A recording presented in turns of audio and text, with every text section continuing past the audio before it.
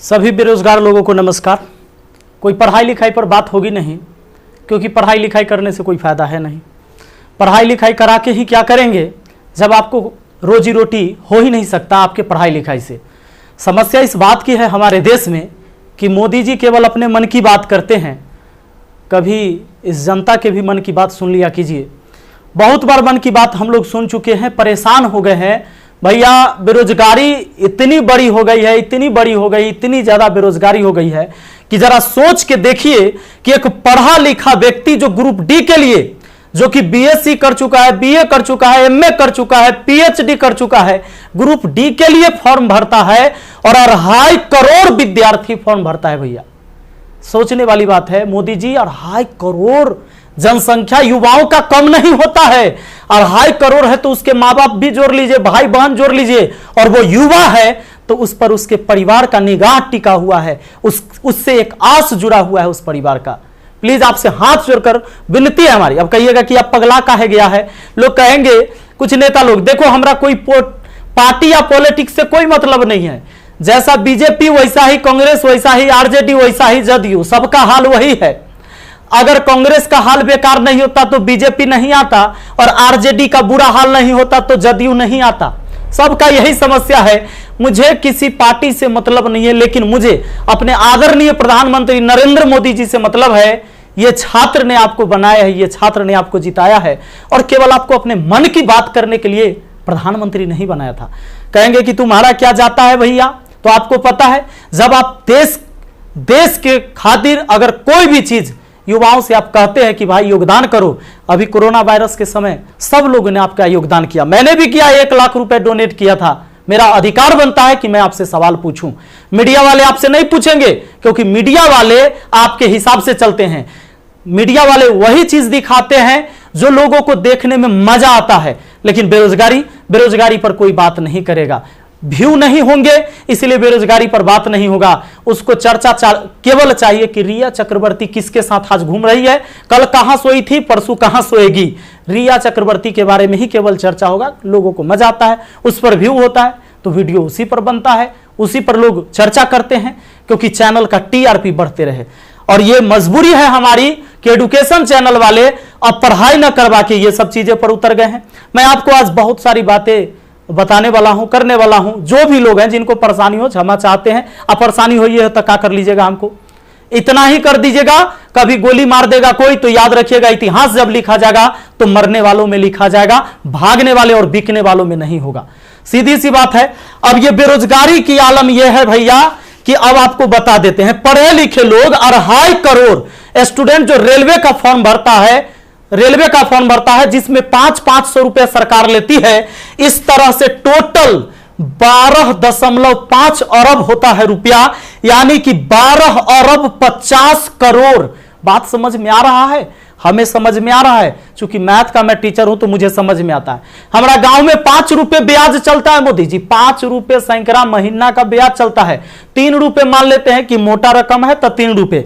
अब 3 रुपए से हमने निकाला 3% से महीना का, चूंकि महीना में ब्याज चलता है गांव में, तो इस तरह से 12 महीना में 36% हुआ, 2 साल में 72% हुआ, और ये 12.5 अरब का जो ब्याज हुआ वो 9 अरब हुआ। 2 साल आप लटका दिए रेलवे वाला फॉर्म भरवा के लड़का सबको 500 रुपया लेके। अब आप कहिएगा कि एग्जाम के बाद तो हम पैसा लौटा देते हैं, लेकिन बात यहां यह है कि पैसा तो आप लौटा दीजिएगा, 100 रुपया रख लीजिएगा, 400 लौटा दीजिएगा, लेकिन 2 साल में आपने बिजनेस कर लिया है 9 अरब का। भैया बहुत होता है 9 अरब, कोई साधारण बात नहीं है। अब देख लीजिए, आप कहेंगे कि इतना बकर बकर कर रहे हैं, भाई गरीब आदमी है। जब मेरे अकाउंट में केवल 1,23,000 रुपया था ना, तो 1 लाख रुपए हम पीएम केयर फंड में दिए थे। काहे जानते हैं?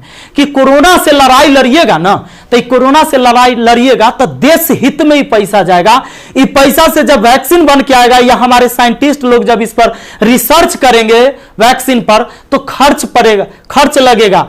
तो आदमी किसके पास जो औकात था, 1 रुपया, 11 रुपया, 100 रुपया, 50 रुपया, 1 करोड़, 500 करोड़, 1000 करोड़ लोगों ने योगदान दिया, जिनसे जो हो सका।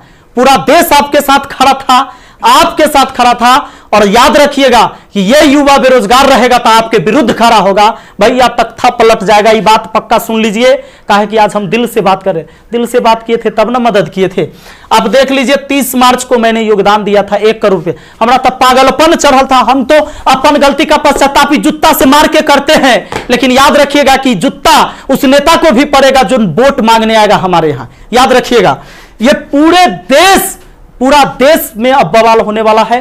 अगर सही टाइम से एग्जाम नहीं लीजिएगा, युवाओं को रोजगार नहीं मिलेगा, तब आपके मन की बात नहीं होगी हमेशा, ये जनता के भी मन की बात होनी चाहिए।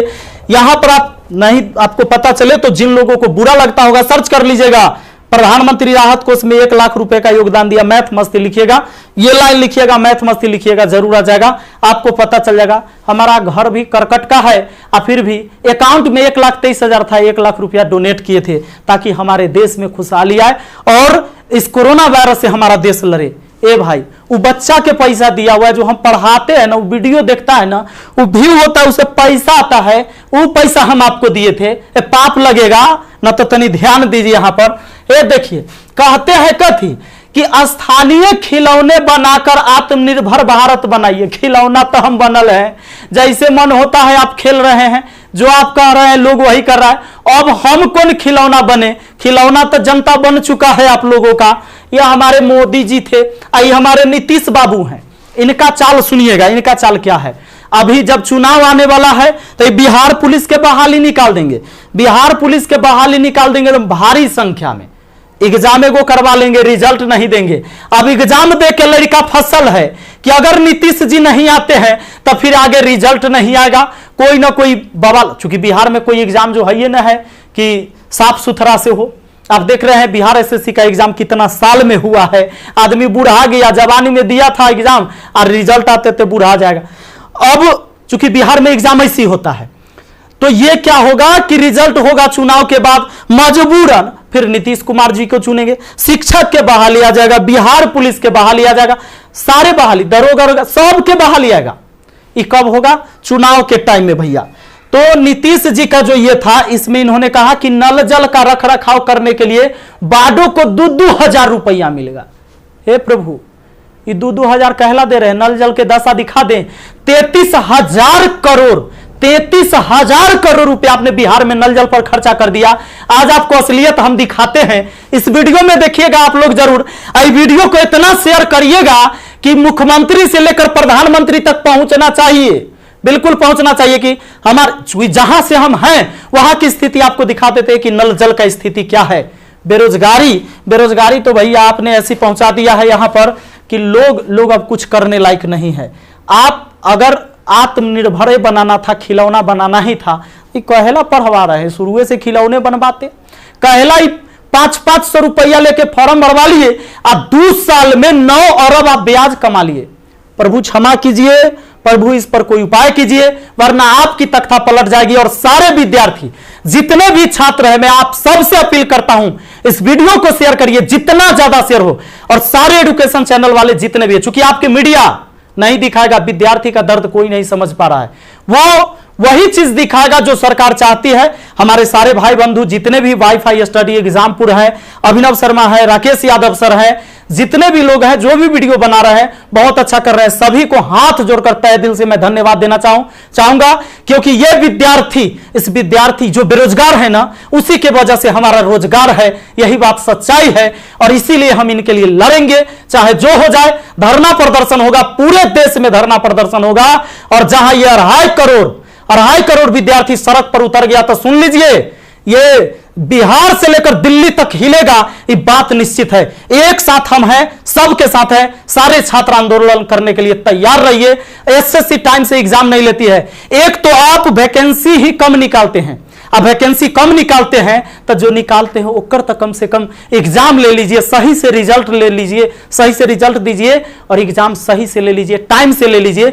एक शेड्यूल बना दीजिए, जैसे मैट्रिक का एग्जाम होता है, 12th का एग्जाम होता है कि इस महीने में होगा, इस महीने में रिजल्ट होगा। उसी तरह एसएससी का भी एग्जाम होना चाहिए, रेलवे का भी एग्जाम होना चाहिए। आपको जितने सीट पर लेना है, लेकिन इसका एक टाइम फिक्स होना चाहिए। कितने इस महीने में एग्जाम होगा, इस महीने में रिजल्ट आएगा, इस महीने तक ज्वाइनिंग होगा, ताकि अंधेरे में लोग ना जिए। हे प्रभु, ये पाप लगेगा अगर इस युवाओं के साथ गरीब के बच्चा ना जनरल कंपटीशन के तैयारी करता है, आर्मी के तैयारी करता है, गरीब के बच्चा जाता है, कम से कम एकरा साथ इतना अन्याय ना कीजिए। ये पाप का घड़ा भर चुका है। मैंने अपने सर पर जूता मारा है। अगर वोट मांगने मेरे एरिया में आइएगा, हम जूता मारेंगे आप लोग को, ये बात पक्का कह देते हैं। आई वीडियो शेयर होना चाहिए। आप सबको इस बात के लिए मैं कहना चाहूंगा कि आप शेयर करिए, इस वीडियो को पहुंचाइए, जहां तक हो सके इसको पहुंचना चाहिए। और हर व्यक्ति आपसे हाथ जोड़कर विनती है कि हल्ला बोल ये नारा लगाइए और सब लोग पहुंचाइए, सब लोग वीडियो बनाइए, जितने भी एजुकेशन से जुड़े हुए हैं, क्योंकि कोई मीडिया वाला आपको दिखाने वाला ये नहीं है। और बस यही बात कहना चाहेंगे और जल्दी आग के तरह इस वीडियो को फैलाइए। और ज्यादा कुछ नहीं बोलेंगे। बेरोजगारी इतना बढ़ गया है कि आप सब कुछ समझ ही रहे हैं।